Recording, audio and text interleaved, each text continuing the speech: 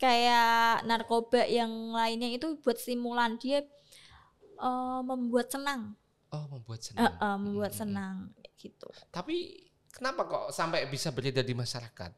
Berarti itu kan medis ya? Iya, itu memang buat medis. Berarti mengapa pemerintah itu menyatakan penyalahgunaan narkoba? Iya, sebenarnya emang bermanfaat narkoba, tapi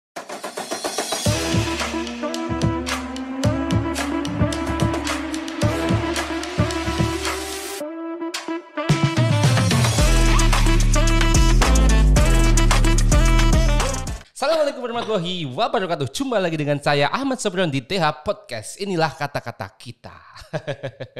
Sobat TH, hari ini saya kedatangan tamu istimewa. Beliau datang dari Puskesmas Pati 2. Hari ini kita akan membahas mengenai bahaya rokok dan narkoba. Yuk langsung saja kenalan sama beliau. Halo, assalamualaikum. Halo, waalaikumsalam. Bu Nia. Iya. Lengkapnya Bu Nia Indriana Sari. Boleh saya panggil dengan Bu Nia ya? Oke, ya siapa? Oke, Bu Nia, langsung saja kita ke pokok permasalahannya. Iya. Ini kan dewasa ini, anak-anak itu banyak yang kecanduan rokok. Iya. Bahkan tidak hanya anak-anak, orang dewasa banyak. Tapi mereka biasanya mulai dari ketika anak-anak, bahkan SD, mohon maaf sekali, itu sudah banyak yang mencoba-coba rokok. Nah, kok bisa sih anak-anak sekecil itu bisa kecanduan rokok? Itu gimana kira-kira? Sebenarnya tuh banyak faktor ya Pak ya yang mempengaruhi seorang itu merokok. Salah satunya itu dia mencoba-coba. Awalnya dia mencoba-coba, dia penasaran dengan kok banyak orang-orang di sekelilingku rokok ya. Dari orang tuanya juga bisa jadi bapaknya ngerokok. Jadi dia penasaran kok bapak saya ngerokok. Jadi mungkin dia ngumpet-ngumpet mencoba dari bapaknya itu, terus dia ngerokok. Terus juga dari lingkungan sekolahnya mungkin teman-temannya juga. Iya, kadang-kadang kan gitu ya. Kalau kamu nggak ngerokok, kamu dianggap tidak gaul. Kamu nggak bisa masuk geng kita kalau kamu nggak ngerokok. Kan kadang ada yang seperti itu. Terus sekarang kan kalau anak-anak mau beli rokok kan gampang ya. Jadi di minimarket semuanya kan tersedia rokok ya. Jadi dia akses untuk membeli rokok itu mudah. Jadi dia gampang untuk mendapatkan rokok. Kalau menurut saya sih sebenarnya tuh faktor lingkungan ya yang paling banyak ya. Karena lingkungan sekitarnya dia merokok, jadi dia ikut-ikutan penasaran. Yang awalnya penasaran, jadi dia bisa menjadi kecanduan. Itu. Ini berarti memang harus dimulai dari faktor lingkungan. Iya, dan lingkungan. Keluarga. Terus kadang-kadang support orang tua itu juga berpengaruh. Kadang-kadang kalau dia merasa di rumah nggak ada teman, jadi pelampiasannya adalah dia mencari rokok. Bisa jadi seperti itu. Saya tertarik tadi di minimarket, di warung-warung ada mereka bebas. Iya. Apakah pemerintah tidak melarang ya? Misalkan rokok harus di atas 18 tahun begitu. Sebenarnya ada di bungkus rokoknya pun sudah tertera yang boleh membeli hanya 18 tahun ke atas. Cuma kan di lapangannya faktanya tidak seperti itu. Kan balik lagi ke namanya bisnis ya. Dia akan nggak bisa memungkiri ya itu ya Pak ya. Iya. Jadi ya yang penting rokoknya terjual. Kadang ada yang seperti itu. Iya, kalau dari sisi bisnis ya memang seperti itu ya. Tapi karena kita hari ini dalam ranah kesehatan ya kita fokusnya ke kesehatan saja. Sebenarnya nggak boleh anak-anak kecil itu beli rokok. Ya? Cuma kan kadang disuruh orang tuanya atau kakaknya buat membeli. Gitu. Alasannya gitu mungkin dia di minimarket itu sudah nggak boleh buat beli, tapi dia alasannya disuruh beli bapak atau disuruh beli sama kakak, kan bisa jadi seperti itu. Iya, berarti memang harus orang tua. Iya. Keluarga itu juga harus sangat memproteksi diri anak-anaknya ya, biar mereka tidak seperti itu. Iya. Ya, ini contoh saja. Ketika kecil, ketika SD waktu itu saya ingat sekali. Ketika Lebaran itu sering kan anak kecil kan keliling masuk rumah-rumah warga. Kadang di situ ada rokok, ambil satu. Itu berarti orangnya nggak tahu ya? Ada yang tahu, ada yang tidak tahu. Tapi kalau tahu dibiarin ya berarti ya? Ada yang membiarkan, ada yang mengingatkan. Artinya ya memang ternyata akses untuk rokok itu mudah sekali. Iya benar sekali. Apalagi sekarang sosial media ya. Mesti anak-anak sekarang itu pasti main TikTok, Instagram dan sebagainya. Nah, situ kan banyak kadang-kadang orang itu rokok sembarangan gitu kan banyak ya. Jadi contoh-contoh yang kurang baik yang ada di media sosial itu juga berpengaruh. Jadi merasa aku harus seperti dia yang rokok. Mungkin idolanya gitu. karena ngerokok akhirnya Iya, dia idolanya ngerokok ngerokok. juga. Wah. Terus anak sekarang kan gimana ya? Beda ya anak sekarang sama zaman dahulu ya. Anak sekarang kan nggak bisa dikeras ya. Kalau semakin kita keras malah dia semakin penasaran gitu sekarang. Iya. Oh, berarti di tulisan rokok itu kan jelas dan tegas, rokok membunuhmu. Iya, merokok sama ada gambarnya kan, Ada sudah gambarnya. jelas itu. Tapi malah mereka tertantang. Iya. Dan mungkin karena dampaknya pun nggak pas hari itu juga ya. Karena dampaknya kan bertahun-tahun yang akan datang, bukan yang langsung. Mungkin kalau dampak langsung itu dia nafasnya jadi berat, sama mungkin tenggorokannya sering sakit, atau dia bau mulutnya atau gigi kuning itu mungkin jangka pendeknya ya, tapi jangka panjangnya kan bisa menyebabkan kanker paru-paru, bisa menyebabkan penyakit jantung dan kanker-kanker lainnya. Oh, berarti tidak seketika itu juga. Iya, tidak seketika itu juga. Karena makanya mereka belum menyadari. Mereka nggak menyadari. Tapi kok ada yang bilang, saya pernah bilang sama anak-anak gitu, Pak, simbah saya itu umur 70 tahun, nyatanya kok nggak meninggal, sehat-sehat saja. Iya, kadang orang yang sudah rokok dan dia itu nggak bisa dikasih tahu, mesti ngeyel. Iya. Tapi menyikapi hal tersebut dari sisi kesehatan dalam hal ini Puskesmas Pati 2, misalkan ada yang seperti itu, menyikapinya bagaimana kira-kira? Kalau dari Puskesmas itu tiap tahun pasti kita ada kegiatan penyuluhan, itu ke SD, SMP, SMA, dan nanti di situ kita menyelipkan pesan-pesan tentang bahayanya merokok. Terus juga kita kadang memberikan poster ke sekolah-sekolah bahaya-bahaya rokok. Oh, bahaya-bahaya. Iya, bahaya rokok itu penting buat anak-anak. Biar anak-anak tidak menuju ke sana. Iya. Meskipun dia ngeyel orang tua saya sudah umur sekian juga. Kemarin saya keliling ke SD gitu. Dia dari kelas 1 malah penasaran karena orang tua bapaknya ngerokok. Dia ambil rokok dari bapaknya, terus dia mencoba. Terus pas sudah berhenti terus kelas 6. Kelas 6 karena teman-teman yang ngerokok. Dan dia kalau nggak ngerokok nggak ditemenin. Jadi dia ikut ngerokok lagi walaupun enggak tiap hari ngerokok ya, cuma dia mencoba-coba dulu. Biar masuk circle. Masih circle ya. Masuk kalau nggak ngerokok nanti dibuang. Iya. Itu bisa jadi penyebab ya berarti ya. Wah, loh, memang rokok itu sebahaya itu ya. Jadi dalam satu rokok itu ada 7.000 senyawa. 7.000 senyawa yang bisa membahayakan. 7.000 senyawa yang membahayakan. Iya, itu satu batang rokok ya. Satu batang rokok. Iya. Bayangkan kalau setiap hari itu satu bungkus rokok. Satu bungkus rokok itu berapa? 12, ada yang 16. Iya. Itu. Jadi ini sangat berbahaya sekali itu. Lah satu negatif saja atau satu bahan yang jelek saja bisa berbahaya bagi kita. Iya, apalagi 7.000. 7.000. Satu batang rokok. Iya, satu batang rokok. Amazing. Yang menyebabkan tadi jenengan bilang kanker, kemudian jantung itu apa saja? Nikotin itu lebih ke dia kecanduan. Nikotin itu yang bikin kecanduan. Jadi nikotin itu ditemukan dalam tembakau. Tembakau kan jadi bahan baku utama buat rokok. Iya. Jadi kalau dihisap atau dihirup sampai ke otak, nanti otak itu bisa mengeluarkan hormon namanya dopamin. Dopamin yang itu bisa merangsang kesenangan. Dopamin untuk kebahagiaan. Membentuk kebahagiaan itu kan. Jadi otak kalau sudah terkena nikotin, dia pengen terkena terus. Jadi pengen bahagia terus gitu kasarannya gitu. Karena nikotinnya dari rokok sehingga tak rokoknya saja. Itu dari sisi nikotin. Iya. Jadi dari sisi nikotinnya itu tidak berbahaya bagi tubuh, nikotinnya sendiri. Nikotin itu ditemukan di pembasmi hama juga. Pembasmi hama? Iya, pembasmi hama, iya. Itu ada nikotinnya juga. Selain nikotin? Ada karbon monoksida. Knalpot sepeda motor, mobil itu mengeluarkan karbon monoksida. Ya bisa dibayangin nggak kita setiap hari menghirup.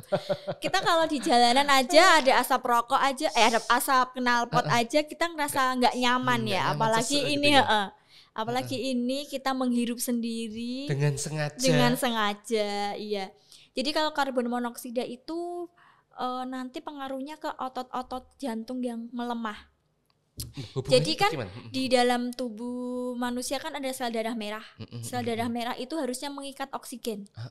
Tapi karena ada karbon monoksida yang masuk ke aliran darah dari rokok tadi, nah itu dia sel darah merahnya lebih mengikat ke karbon monoksidanya dan menyebabkan sirkulasi oksigen ke seluruh tubuh itu tidak merata. Jadi otot-otot jantung itu kekurangan oksigen. Gitu. Gara-gara nggak ada suplai oksigen, gara-gara si tadi mengikat karbon monoksidanya berarti ya. Gitu. Dan itu yang menyebabkan jantung kita bisa melemah. Berarti bahayanya melebihi kolesterol ini. Iya. Sekarang itu tren penyakit itu bukan penyakit menular, tapi penyakit tidak menular. Kayak jantung, paru-paru, kanker. Nah, itu disebabkan karena gaya hidup tadi. Gaya hidup merokok ya terutama. Sama yang anak-anak sekarang kan dia nggak suka sayur dan buah, sukanya yang junk food, burger, pizza. Terus kalau diimbangi dengan rokok, itu makin bahaya. Kalau kurang olahraga juga. Apalagi tidak olahraga, udah ngerokok, nggak pernah makan sayuran, makanya junk food, nggak pernah olahraga. Ya, minum air putihnya kurang. Kan fenomena sekarang seperti itu. Anak-anak itu lebih suka di rumah scroll HP daripada dia olahraga. Iya begitu ya, hanya olahraga jari begini saja. Makanya penyakit tidak menular itu sekarang semakin banyak. Dari sisi kesehatan sendiri, ini mohon maaf di Puskesmas Pati 2 sendiri, itu apakah banyak juga ya anak-anak yang datang atau orang tua yang mengantar anaknya karena sakit-sakit yang seperti itu yang disebabkan rokok begitu? Kalau di Pati 2 karena Puskesmas adalah pelayanan primer ya, jadi dia tidak mengobati penyakit yang yang udah parah-parah. Jadi lebih ke kayak batuk pilek, influenza seperti itu. Secara umum. Secara umum kalau penyakit yang lebih spesifik nanti kita ke rujuk, tetap dirujuk, tetap dari puskesmas tetap dirujuk gitu. Begitu.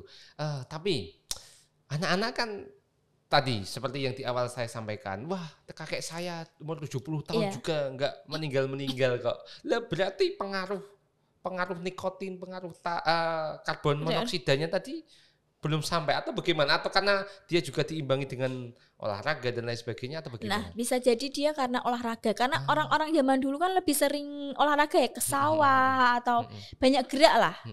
Jadi emang mungkin diimbangi ya. Tapi saya tidak merekomendasikan rokok ya. tetap rokok harus dijauhi. Cuma mungkin ada faktor-faktor lain. Dan setiap orang kan memang beda ya. Ini, tidak betul. Sama. Lihat kakeknya 70 tahun coba enggak apa-apa. Kita mencoba baru 10 hari mungkin langsung. Parahnya itu kalau rokok kalau misalnya terkena penyakit TBC. Dia bisa memperparah TBC itu karena dia ngerokok. TBC itu tuberkulosis. Iya, tuberkulosis itu yang bagaimana? Mungkin Sobat TH ada yang tidak tahu. Dia sering batuk-batuk. Itu kan bisa disebabkan karena rokok juga. Jadi rokok itu bisa memperparah.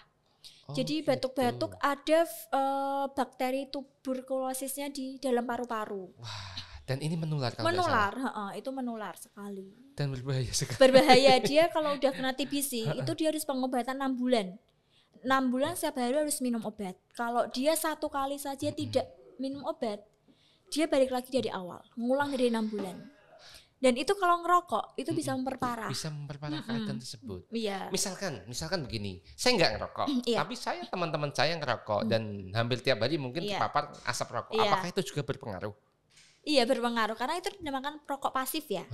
Perokok pasif itu dia tidak ngerokok, tapi dia ada di sekeliling orang-orang yang merokok. Jadi asap-asapnya tadi itu masuk ke dalam baju ya.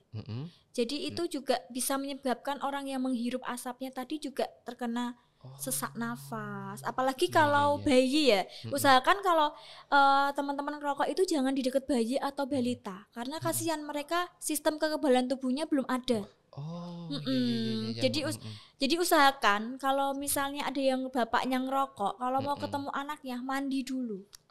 Baju-bajunya juga jangan pakai baju itu, ganti baju. Karena sudah terpapar asap terpapar tadi ya? Terpapar asap rokok itu juga tadi. Berbahaya bagi buat bayi ya. Bayi yang nggak tahu apa-apa. bisa jadi dampaknya. Wah, ini. Gitu. Jadi mungkin bapak-bapak yang punya bayi mending nggak usah ngerokok deh. Iya daripada ribet ya. Iya, tapi biasanya yang vokal itu ibu-ibunya. Iya. Wah, Mas aja ngerokok nang ngarepe. Iya. Tapi meskipun begitu ya ada orang-orang yang mereka menyadari, tapi ada juga lah malah yang penting rokok. Iya, yang penting rokok. Karena tadi sudah kecanduan tadi, dia akan melakukan berbagai macam cara biar tetap merokok. Tetap merokok. Nah, tugas kita adalah mengedukasi masyarakat supaya iya, tapi tidak sekarang merokok. mengedukasi kayaknya enggak gitu ya, kayak enggak mempan ya. Padahal sudah banyak di bungkus rokoknya kan juga ada gambar-gambarnya, larangan untuk jantung. merokok, tapi tetap aja mereka karena mereka sudah kecanduan itu tadi. Jadi dia tidak tidak mendengarkan kata-kata orang. Berarti cara yang efektif untuk mengedukasi masyarakat. Bagaimana kira-kira? Sebenarnya kalau mau berhenti merokok itu dari niat dari dirinya sendiri sih. Jadi kalau misalnya kita yang terlalu bersemangat tapi dirinya sendiri tidak bersemangat kan sama aja bohong. Karena yang menjalani adalah dirinya sendiri. Iya. Jadi harus kalau emang mau berhenti merokok emang harus niat dan pelan-pelan. Mungkin ada beberapa orang yang bisa langsung berhenti stop, tapi ada beberapa orang yang harus pelan-pelan. Yang awalnya 1 bungkus jadi setengah bungkus gitu. Dan harus ada dukungan dari lingkungan sekitar. Iya betul. Dan saya alami Bu. Iya. Jujur saya mau mengakui, saya dulu memang ketika kuliah itu perokok berat. Iya. Sampai 1-2 bungkus saya habis setiap hari. Keren ya Mas. Hampir tiap malam ngerokok ngopi. Dulu ketika mahasiswa tidurnya jam 1, tidurnya jam 2. Lama kelamaan itu memang yang saya rasakan yang saya rasakan itu banyak madorotnya daripada manfaatnya. Oke, manfaat yang lain waktu itu saya merasa ketika merasanya wah enak ya, artinya ketika punya masalah, punya pemikiran berat dengan rokok akan menjadi lebih fresh gitu tenang. ya lebih. Memang waktu itu jujur saya rasakan.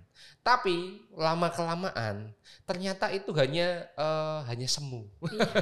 Pengaruh semu saja. Ternyata kelebihannya hanya semu saja. Yang lebih banyak adalah mandorotnya. Apa? Saya sering radang waktu itu. Saya sering sesak napas. Ketika main futsal sama teman-teman bisa main 1 jam penuh, paling saya 10 menit, 20 menit sudah menggos-menggos. Ketika harus berkegiatan ke sana kemari yang membutuhkan stamina yang kuat, saya menggos-menggos. Gampang capek ya berarti ya gara-gara. Karena itu nafasnya jadi pendek kalau rokok itu. Berarti betul ya. Benar. Dan yang paling saya rasakan adalah kanker. Saya itu waktu itu kena kanker. Karena kanker apa Mas? Kantong kering. Oh, itu beda cerita lagi ya. Beda ya. Oh beda. Ya ini biar mengedukasi juga untuk teman-teman bahwa memang saya dulu kantongnya kering. Mahasiswa sekarang rokok itu berapa sih harganya? Mungkin dulu 14.000, sekarang sampai 30.000. 35. Bayangkan kalau misalkan anak sekolah paling sehari uang sakunya 20-30 ribu. Iya mungkin mereka tidak ngerokok secara langsung beli 1 bungkus, mungkin batangan. Iya. Tapi ternyata itu juga menguras kantong. Faktor itu juga berpengaruh ke anak-anak yang dia menjualnya per biji ya, bukan 1 kotak ya. Jadi anak-anak lebih gampang untuk membeli. Karena uang sakunya kan cuma kadang bisa beli 1 batu batang, bukan 1 bungkus ya. Oh iya, sehingga itu juga membeli. Tapi itu strategi mereka ya biar rokoknya laku. Ya ini balik masalah bisnis ya. Kalau masalah bisnis ya nggak akan selesai. Apalagi misalkan begini, memang dari pemerintah kan memang sudah stop rokok, tapi di sisi lain kan memang ada cukai dan lain sebagainya. Cukai terbesar rokok dari rokok. Kita tidak bisa menutup kemungkinan. Tapi kalau memang dari sisi kesehatannya memang sangat tidak dianjurkan. Karena dampak-dampak negatif tadi, ada zat-zat negatif. Tadi ada, kita kembali ke zat negatif ya. Tadi ada karbon monoksida, ada nikotin, ada lagi. Ada tar. Tar itu apa? Ya tadi tar itu yang dia bisa melemahkan otak. Ya, yang di paru-paru juga tadi. Yang paru-paru menghitam itu gara-gara tar. Jadi tarnya kan tidak bisa mengalir ke seluruh tubuh. Tidak bisa hanya bisa di paru-paru. Jadi dia menumpuk di paru-paru. Mengendap di paru-paru. Jadi tar itu yang berwarna hitam itu. Ketika misalkan kita ngerokok, ada tisu, kita tiupkan ke tisu itu, kemudian yang warna hitam itu apakah tar? Ada. Yang hitam itu apa ya Pak? Apa itu? Itu maksudnya pas ngerokok. Rokok, Oh, kita ngerokok. pakai tisu, Ada. kemudian ditiupkan Oh iya, ke tisunya. iya. Kemudian tisunya kan ada warnanya hitam. Oh, saya baru tahu malah kalau itu apa itu ya? itu ya berbagai macam senyawa tadi yang jadi satu. Iya. Dan di senyawa rokok itu juga ada yang buat pengusir hama. Ada hidrogen cyanida ya. Pernah tahu yang kasus cyanida itu ya? Kasus kopi cyanida. Iya, kopi cyanida itu juga bisa membunuh kan itu. Itu salah satunya ada di rokok, namanya hidrogen cyanida. Hidrogen cyanida. Itu juga racun tikus biasanya. Dimasukkan di racun tikus. Bayangkan. Iya. Bayangkan racun tikus ya. Kita menghisap asap knalpot, kemudian racun tikus, pembasmi hama. Ada lagi yang aseton buat penghapus kutek. Mungkin yang cewek-cewek tahu ya.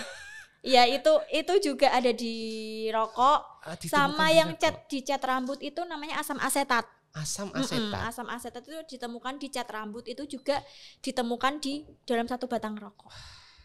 Gitu. Kok malah komplit sekali? Iya, banyak sekali itu kalau dijelasin nggak selesai 2 jam. Ya mungkin kita bisa lanjut lagi di lain kesempatan. Iya. Oh iya. Banyak sekali seperti itu, mengapa kita harus merokok?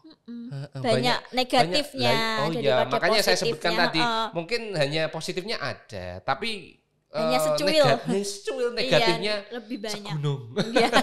Masa kita mau memilih yang negatifnya banyak, begitu ya? Iya, benar. Sayangilah diri kita sendiri. Betul, sayangi diri kita sendiri. Itu dari sisi rokoknya. Sebentar, ada pertanyaan lagi. Kan tadi panjenengan menyampaikan di batang tembakau, di tembakau itu ada nikotin dan macam-macam. Nah sekarang kalau rokok elektrik atau vapor atau vape yang biasa anak menyebutnya vape itu gimana itu? Itu sebenarnya itu sama kandungannya. Cuma untuk menarik minat orang-orang itu ditambahkan rasa-rasa. Jadi asapnya itu nanti mengeluarkan rasa-rasa, seperti itu yang vape. Tapi dampaknya juga sama. Dan asap vape itu kan lebih banyak ya, lebih mengepul banyak kan. Nah itu juga bahaya juga bagi orang yang tidak merokok, yang ada di sekitar yang merokok vape meskipun tadi. Wangi ya. Meskipun wangi. Wangi ini membunuh. Iya. Itu cuma manipulasi, kamuflase ya wangi. Oh berarti tembakau tadi mungkin diejawantahkan kemudian diganti menjadi berbagai varian rasa, tapi pada intinya di dalamnya itu tetap ada kandungan-kandungan yang negatif tadi. Berarti salah jika ada perusahaan yang mengklaim, perusahaan vapor maksudnya, yang mengklaim bahwa ini lebih sehat. Ada lagi rokok herbal. Pernah dengar rokok herbal? Rokok herbal itu yang bagaimana? Itu ya klaimnya juga dia lebih sehat. Tapi ya sama aja, tidak ada rokok yang bikin sehat itu nggak ada. Semua rokok itu tetap bikin banyak negatifnya. Oh negatifnya, apapun bentuknya. Iya, apapun bentuknya. Jangan tertipu dengan iklan-iklan. Oh iya, rokok berarti apapun bentuknya tetap enggak. Bahkan saya pernah dengar rokok khusus wanita. Betul iya, ada warna pink, di luar negeri sudah banyak beredar. Kemarin di TikTok juga banyak iklan-iklan kayak gitu. Tentang rokok itu. Iya, rokok warnanya pink. Jadi kalau ini lebih pink kan cewek-cewek kan jadi target marketnya mereka mungkin cewek-cewek ya. Kalau ada yang lucu-lucu kan mereka kepo pengen nyoba. Nah, dari kepo tadi jadi menyebabkan kecanduan tadi. Ini lawang yang biasa saja mungkin banyak cewek yang tertarik ya, apalagi yang warnanya yang unyu-unyu bentuknya macam-macam, vapor juga macam-macam bentuknya, rasanya macam-macam. Ketika nyebul baunya stroberi, bau pisang, padahal itu tetap saja tetap banyak mandorotnya daripada manfaatnya. Padahal negara sudah ada seperti itu, bahkan MUI juga sudah. Iya, kan segala yang lebih banyak mudorotnya kan harus tidak dianjurkan, ditinggalkan. Ada yang mengatakan makruh, ada yang mengatakan haram, tapi kita tidak lihat dari sisi hukumnya, tapi kita dari sisi kesehatannya aja. Mau bagaimanapun rokok itu tetap tidak sehat bagi kesehatan, apapun alasannya. Jangan coba-coba sama jangan rokok. Coba-coba, yang anak kecil terutama ya. Iya, terutama. Jangan untuk dewasa bagaimana ini? Kalau udah terlanjur rokok itu emang susah ya Pak ya untuk berhenti ya. Jadi emang dari dirinya sendiri sih yang harus itu. Harus punya kemauan. Punya kemauan untuk dirinya sendiri. Betul. Kadang-kadang juga ada yang punya bayi-bayi, kadang balita itu dia berhenti sendiri karena dia kasihan sama anaknya. betul. Iya, kasihan. Daripada melukai anak yang tidak punya dosa, lebih baik dia berhenti gitu. Mungkin dialihkan dengan permen mungkin. Oh iya, bisa jadi ya. Dialihkan dengan yang iya, lain. yang lebih positif yang lah. Lebih positif, betul. Olahraga juga itu bisa untuk kegiatan positif lah. Dia bisa melupakan kita dari rokok lah. Betul sekali, olahraga ya, mengalihkan kegiatan yang baik ya. Melakukan kegiatan yang lebih baik. Kalau saya dulu ini segera cerita ya, dulu itu saya menghipnotis diri sendiri, hypnoself. Bahwa saya meyakinkan di otak bawah sadar saya bahwa rokok itu nggak baik buat kesehatan, bikin kantong kering, bikin orang-orang sekitar nggak nyaman. Kita di muka umum rokok banyak yang tidak senang. Akhirnya saya waktu itu langsung berhenti ngerokok, nggak lewat 1-2 batang dulu, nggak langsung seketika itu juga. Banyak teman-teman saya kok bingung kok bisa. Iya, kok bisa? Biasanya kan nggak bisa. Saya sering menjawab, saya hypnoself, menghipnotis diri sendiri, meyakinkan diri sendiri bahwa rokok itu tidak baik. Loh, tolong saya diajari. Ada yang mengatakan begitu, begini. Dimulai dari dirimu sendiri. Kalau kamu memang benar-benar mau berhenti ngerokok, saya bisa membantu. Tapi kalau keyakinanmu hanya untuk coba-coba, saya yakin seminggu nanti kamu ngerokok lagi. Iya benar, itu emang harus dari diri sendiri, sama lingkungan juga mempengaruhi. Kalau emang sudah niat tidak merokok, usahakan menghindari orang-orang yang banyak merokok. Jadi kalau misalnya udah niat merokok, tapi kita kumpul sama orang-orang yang merokok, pasti kita keinginan untuk merokok lagi itu ada. Kembali, berarti jauhi orang-orang. Jauhi orang-orang. Pinter-pinter memilih teman. Oh iya. Ini bukan berarti tidak setia kawan ya. Ini benar-benar. Bergantung dari masa depan kita, untuk masa depan kita. Benar. Betul ya.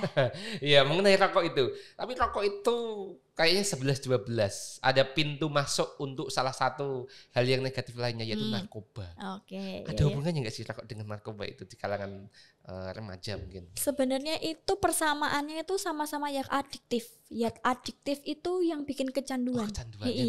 Iya, nikotin tadi. Jadi narkoba kan sebenarnya adalah dia obat ya. Obat di dunia medis itu narkoba digunakan untuk obat. Jadi untuk jenis-jenis narkoba itu ada yang namanya buat depresan. Depresan tuh antidepresi. Itu buat obat penenang bagi mungkin orang-orang yang punya gangguan jiwa. Nah, itu berguna buat untuk menenangkan diri. Buat menenangkan diri. Terus ada lagi yang dia fungsinya untuk halusinasi. Halusinasi itu kayak pernah dengar kecubung nggak? Itu juga bisa membuat kita berhalusinasi. Kecubung di sawah-sawah. Iya, kecubung di sawah-sawah itu bahaya. Itu bahaya. Itu bahaya. Jadi bisa menyebabkan tadi ya mual, muntah. Terus dia bisa berhalusinasi. Oh, dia masuk kategori narkoba tidak? Narkoba. Ada lagi jamur, namanya jamur LSD kalau salah. Kalau nggak salah. Mungkin banyak yang mendengar jamur di, mohon maaf, teletong. Kotoran sapi mungkin Iya. Itu terus kayak narkoba yang lainnya itu buat stimulan, dia membuat senang. Membuat senang gitu. Tapi kenapa kok sampai bisa beredar di masyarakat? Berarti itu kan medis ya? Iya, itu memang buat medis. Berarti mengapa pemerintah itu menyatakan penyalahgunaan? Iya, sebenarnya emang bermanfaat narkoba, tapi harus sesuai dengan dosis dan ada resep dari dokter. Wah, ini yang disalahgunakan banyak orang. Iya, biasanya seperti itu. Oh iya, berarti misalkan saya punya pikiran berat, misalkan stres katakanlah begitu, saya pergi ke dokter, berarti dokter itu bisa saja meresepkan. Bisa saja. Ini cuma kan dokter psikiater ya. Berarti dia meresepkan mungkin obat kandungannya. Iya, cuma kan kita tidak, mesti kan dokter nggak menyebutkan langsung itu narkoba. Kita ada nama-nama medisnya lah. Nah, itu bisa jadi itu adalah salah satu jenisnya. Sekali lagi sesuai dosis. Ada kejadian lucu, teman saya tuh pernah, dia mau tes narkoba. Sebelumnya dia PNS itu ini. Iya, tapi bukan di sini. Iya. Dia sebelumnya itu ke dokter gigi. Ke dokter gigi. Habis ke dokter gigi dia tes narkoba. Ternyata ada kandungan narkobanya di dalam tubuhnya karena obat dari dokter gigi tadi. Gitu. Jadi bisa dijadikan anti nyeri juga. Tapi dalam dosis yang tepat ya, Oh, iya, bukan iya, yang sembarangan ya. Berarti tidak asal-asalan. Tidak asal-asalan. Oh, Jadi makanya. dia kedeteksi pakai narkoba, padahal sebelumnya dia ke dokter gigi. Gitu. Jadi sebelum tes narkoba biasanya ditanyain dulu sebelumnya minum obat apa. Gitu. Oh, iya. Berarti minum apa biar nanti bisa terdeteksi di dalam ini biasanya ternyata, ada ininya. Gitu. Nah itu ini kita cerita saja ya. Di Amerika kan ada, Iya. bahkan kota itu ada yang dikatakan sebagai Zombie. Kota zombie. Saya pikir apa kok? Loh, kok kota zombie maksudnya apa? Saya lihat di YouTube, saya lihat di televisi. Ternyata memang masyarakat itu banyak yang mereka menyalahgunakan narkoba di pinggir jalan. Mohon maaf dia tidak tersadarkan di pinggir jalan dan macam-macam. Itu kan sangat berbahaya. Apalagi di sana itu sudah legal ya, pembelian ganja kayak gitu sudah beredar di apotek juga ada. Oh, mereka legal. Legal, sudah melegalkan. Karena dosis tertentu begitu. Iya, Tapi dalam untungnya dosis tertentu. di Indonesia belum. Janganlah. Jangan. Nanti karena orang di Indonesia kadang-kadang gitu ya ngeyelan ya orangnya ya. Oh iya. Susah dibilanginnya. Lawang jelas-jelas dilarang aja merokok membunuhmu. Bener. Masih aja kepengen. Apalagi iya. dianjurkan nanti malah kemana-mana disalahgunakan. Wah ini yang sangat berbahaya. Tapi bahayanya bagi tubuh narkoba itu sendiri misalkan saya depresi. Katakanlah artis-artis itu kan banyak yang terseret kasus narkoba. Saya memahami karena mereka jadwalnya padat, demikian rupa kesana kemari. Ketika ditanya apa alasanmu sebagai doping gitu ya. Doping ya betul, jamu kalau bahasa kita sebagai jamu, sebagai doping biar tubuhnya kuat. Dan ternyata memang efeknya ya seperti itu. Artinya dia merasa kuat, merasa hebat, tapi ternyata ada efek jangka panjang. Efek jangka panjang. Kira-kira boleh dijelaskan efek jangka panjang narkoba itu apa ketika overdosis itu tadi? Kalau overdosis itu dampaknya dia bisa ke lingkungannya ya. Jadi dia kayak nggak sadar diri. Kadang bisa menyakiti dirinya sendiri atau parahnya dia menyakiti orang lain. Itu kalau dia sudah kecanduan yang benar-benar kecanduan yang kalau kata medisnya sakau ya. Kalau sakau kayak gitu. Dia akan melakukan berbagai macam cara biar mendapatkan narkoba itu kembali. Dan itu harus benar-benar ada terapinya ya. Direhabilitasi. Rehabilitasi. Kalau sudah benar-benar parah itu emang harus direhabilitasi. Kalau saya lihat di sinetron ini kan saya langsung di sinetron saja. Dia sudah mengkonsumsi narkoba, kemudian mungkin sehari nggak kena narkoba, dia kedinginan, dia sampai menggigil, harus dikasih. Apakah benar seperti itu efeknya? Iya, itu efek kecanduan tadi ya. Jadi kan narkoba menyebabkan kecanduan. Jadi kalau sehari dia nggak minum, dia otomatis tubuhnya itu akan meminta terus gitu. Padahal narkoba itu nggak murah ya. Iya, narkoba kan mahal ya. Wah ini mungkin ada hubungannya narkoba, penyalahgunaan narkoba, rokok dan kriminalitas kira-kira ada hubungannya enggak ya? Iya, soalnya kalau narkoba, rokok kan kita kalau membeli harus memakai uang. Jadi kalau misalnya kita sudah kecanduan, otomatis kita akan melakukan berbagai macam cara biar kita mendapatkan apa yang kita mau tadi. Jadi kalau misalnya kita nggak punya uang, mungkin kita bisa mencuri atau ambil berbuat kriminal dari orang-orang terdekat kita, dari teman-teman kita itu yang berbahaya. Iya, jadi itu jangan sekali-sekali lah pokoknya mencoba rokok dan narkoba. Mungkin kalau narkoba di sini mungkin agak jarang mungkin ya, cuma saya kan nggak tahu ya itunya. Tanya ke BNN. Soalnya kan emang harganya mahal ya kalau narkoba. Kalau rokok mungkin anak-anak kecil bisa dengan mudah menjangkau itu. Tapi kan tetap kita harus melakukan penyuluhan. Iya, tetap. Terhadap karena anak-anak, kalau sudah remaja. karena harganya mahal ya. Jadi kalau sekali kecanduan, dia pengen lagi. Terus kan uangnya jadi habis buat membeli hal-hal yang tidak berguna tadi. Yang harusnya bisa untuk membeli hal yang lebih berguna malah jadi beli narkoba. Makanya muncul juga kriminalitas karena narkoba.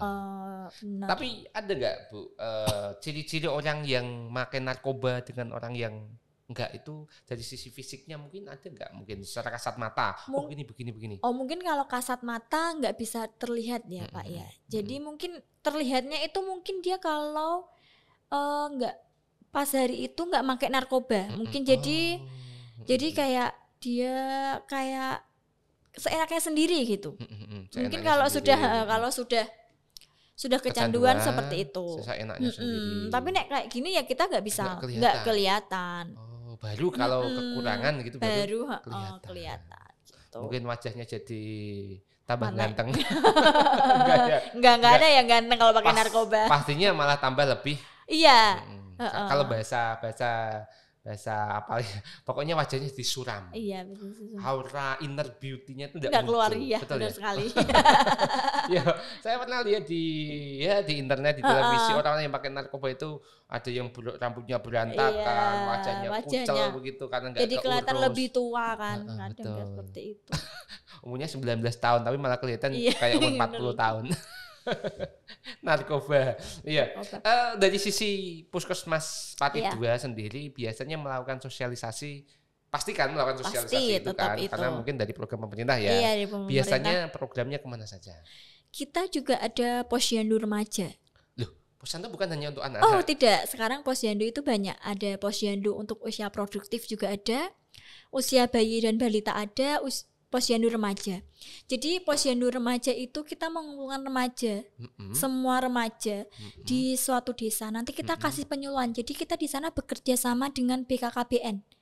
BKKBN kan ada juga yang masalah remaja-remaja gitu. Jadi kita berkolaborasi. Kita di situ juga melakukan penyuluhan tentang bahaya narkoba, rokok, seks bebas. Di situ kita masuk. Penyuluhan remaja. Terus ke sekolah-sekolah, setiap tahun kan kita ada acara agenda buat ke sekolah-sekolah, ke dari TK, SD, SMP, SMA kita pasti melakukan penyuluhan dan pasti kita sisipkan tentang narkoba, bahaya rokok, termasuk SMK Nusa Harapan Pati. Iya, salah satu cara sosialisasi seperti ini. Seperti. Kita berbincang-bincang agar anak-anak juga tahu tentang bahaya narkoba. Dan rokok. Itu untuk yang remaja, untuk yang bocah tua nakal, untuk orang-orang tua mungkin. Tadi ada posyandu usia produktif namanya Pospindu. Oh, Pospindu. Pelayanan terpadu. Baru mendengar ini memang. Iya, itu cek kesehatan dari usia produktif itu dari umur 19 sampai 60, terus lansia juga. Itu juga kita di situ juga mengedukasi rokok juga. Mengedukasi bahaya rokok. Tapi kan kadang udah terlanjur terlanjur mereka terlanjur adiktif, udah merokok, terlanjur kecanduan. Nah kalau sudah benar-benar terlanjur dan dia pengen untuk berhenti, di puskesmas itu ada namanya upaya berhenti merokok. Ada program, iya. Misalkan saya perokok ini, saya sudah muak dengan rokok, saya mau berhenti rokok, pengen berhenti, ada bisa namanya ke puskesmas ini. Bisa ke puskesmas. Berarti saya misalkan seperti itu larinya kemana? Daftarnya kemana dulu? Bilang apa? Tetap daftar dulu. Nanti di bagian upaya berhenti merokok namanya UBM. Boleh dijelaskan nanti UBM-nya itu bagaimana? Mungkin bisa untuk teman-teman yang mau berhenti merokok itu caranya bagaimana mungkin bisa. Jadi mungkin kalau UBM itu kan program baru ya, upaya berhenti merokok dan tiap puskesmas itu pasti ada. Dan pasti ada pemegang programnya. Jadi nanti karena saya tuh bukan pemegang program, jadi saya tidak terlalu tahu. Cuma tahu ternyata di puskesmas itu ada upaya berhenti rokok. Jadi nanti di sana tetap kita ditemukan sama dokter sama perawatnya.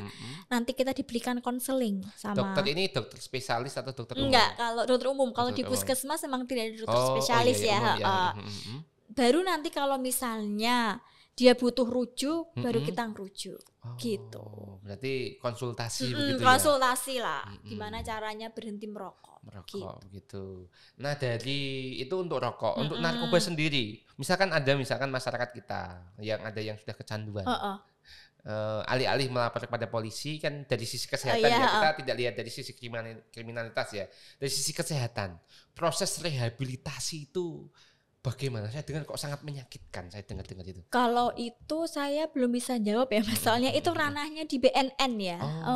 Ada badan sendiri yang menangani khusus narkoba. Gitu. Tapi memang prosesnya mungkin sangat menyakitkan. Iya, mungkin prosesnya sangat menyakitkan. Kayak artis-artis gitu ya kalau di rehabilitasi gitu ya. Kalau mereka bercerita memang sangat menyakitkan rehabilitasi itu. Ya bayangkan saja, misalkan kita sudah setiap hari ketemu dengan ini, tiba-tiba nggak ketemu.